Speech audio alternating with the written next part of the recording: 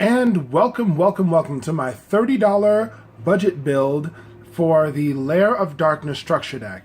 This is a deck profile that I have put together from last week's release of the Lair of Darkness deck, and it's only going to contain the cards that are specifically from the deck. No outside adding, which means this is going to be weak by comparison to some others, but it's a fun deck, it's a fun build if you want to take this to your regular locals, or if you just want to play amongst friends, and this is a good deck to have.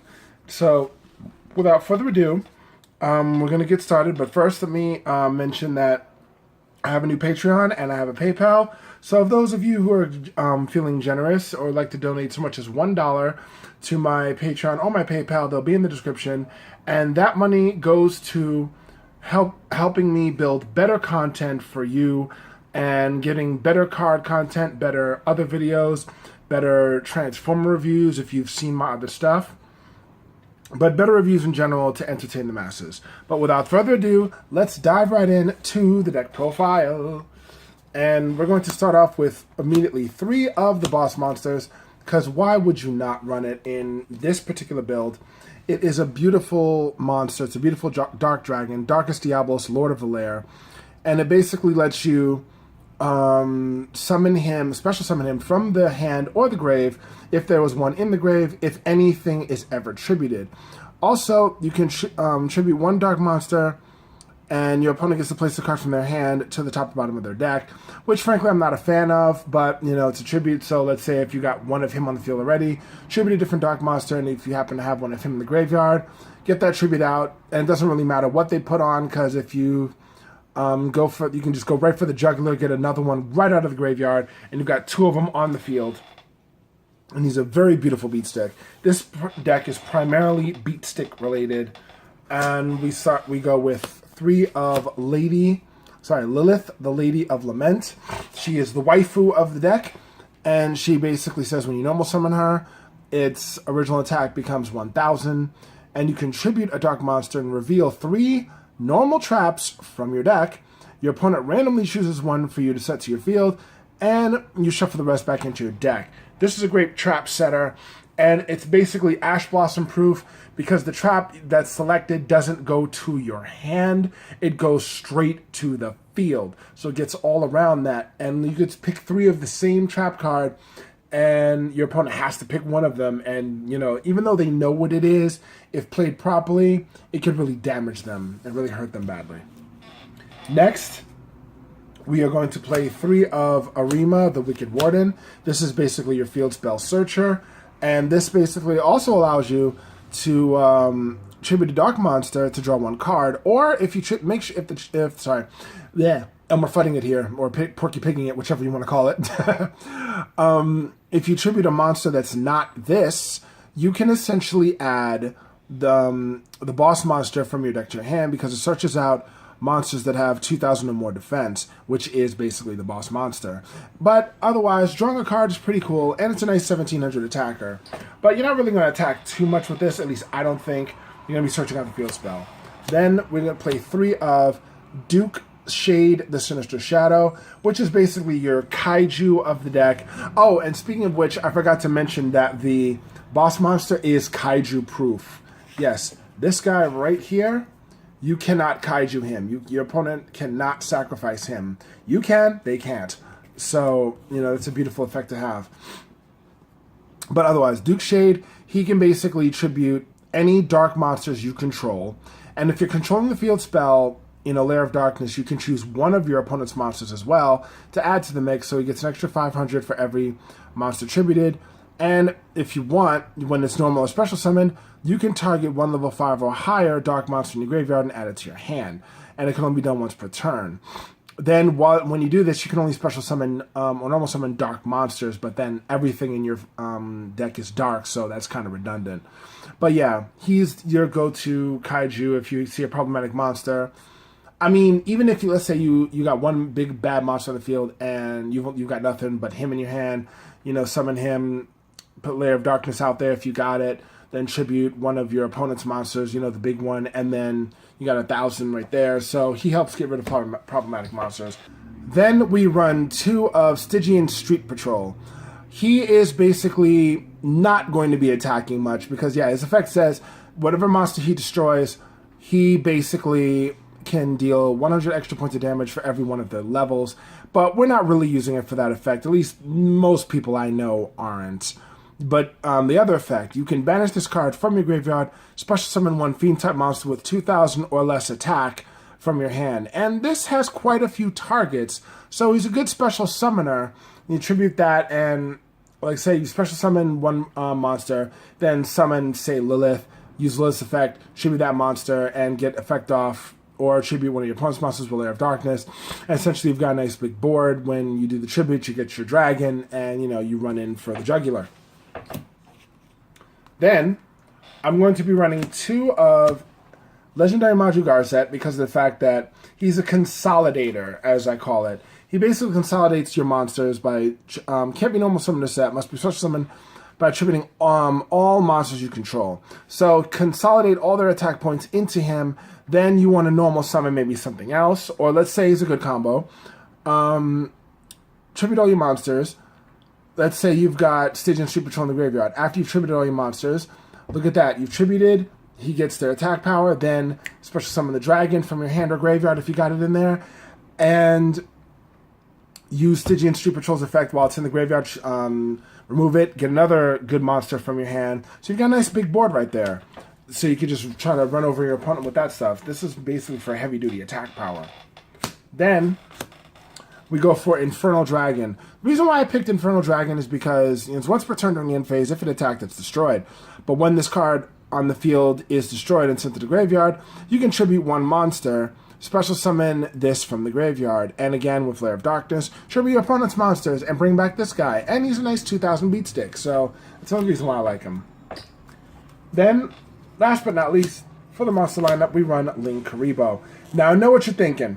Why am I not running Tour Guide of the Underworld? Well, I'll tell you. Her only target is Lilith.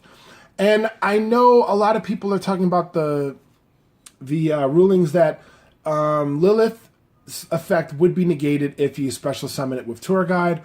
But Lilith would also be 2k because her effect would be negated. And you can still try to activate her effect and it won't resolve, but because you tributed, you could still special summon your dragon. So I thought about it. I'm not going to do it right now. Maybe in another build. When I add different cards to this deck, then I'll put Tour Guide in there. But for right now, I have Ling Karibo because of the fact that a lot of people overlook how good this card really is. If it's tributed, draw one card. If a monster you control will be destroyed by battle, banish it from your graveyard instead. So he's a nice little shield, as Karibos tend to be. Moving on, we have 3 of the field spell, Lair of Darkness, and as I stated, all monsters become dark. Once per turn, if you attribute a monster to activate a card effect, you can tribute one dark monster your opponent controls, even though you do not control it.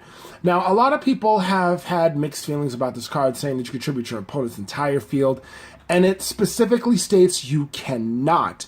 It says, and I quote, once per turn, you contribute a dark monster you control to activate a card. If you do, tribute a dark monster your opponent controls instead. One dark monster, not their whole field. So you cannot essentially kaiju their entire field. It is not that broken. It is broken in the fact that you can tribute one of your opponent's monsters, so you can get rid of a big problematic one, but not their entire field. And I see people playing this card the wrong way. By the way, it also says that when you, let's go back to it, when you do its effect, you get a token. It's got 1,000 attack, 1,000 defense. You know, this little guy right here, this little token, it's a cute little guy. And during the turn you do that, you get that token. So if you do the tributing, you get a token to your side of the field, which is more tribute fodder or attack power if you want it.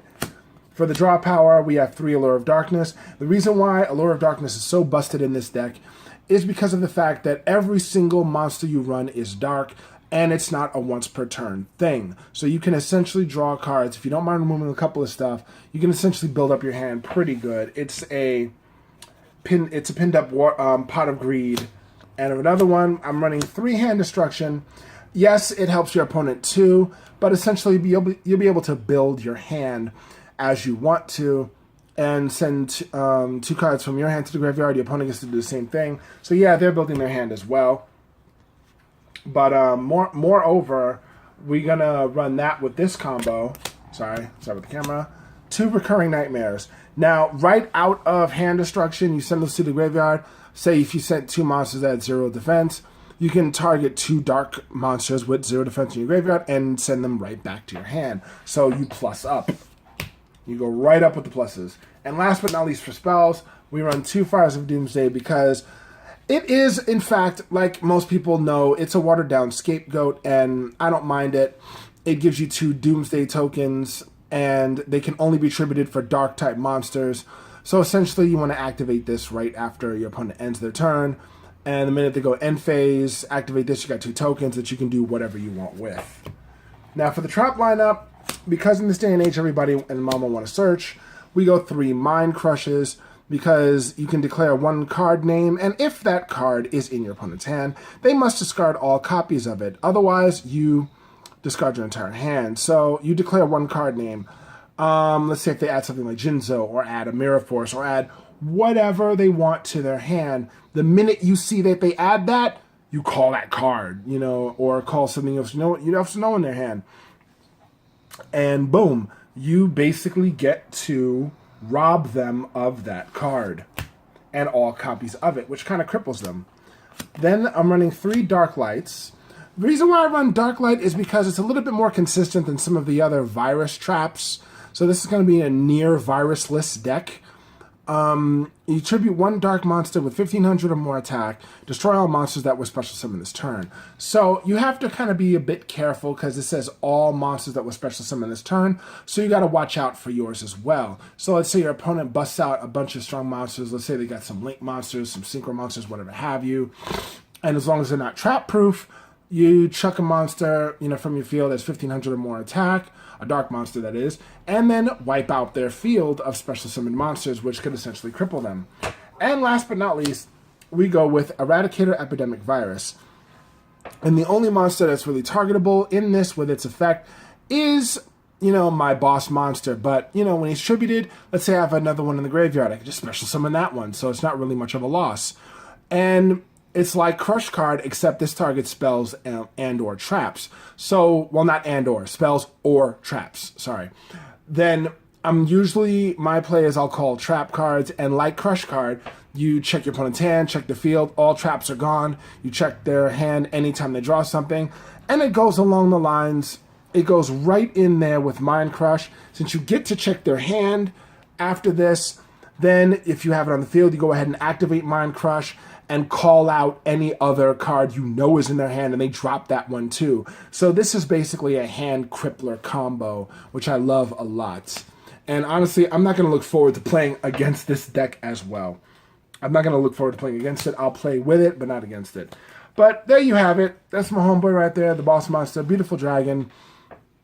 And if you have other combo ideas, or if I'm missing something, please feel free to tell me in the comments below, and we'll have a nice discussion. I don't do arguments, or at least I try not to. I try to be civil. Discussions are always fun, because if we don't discuss, how will we learn things?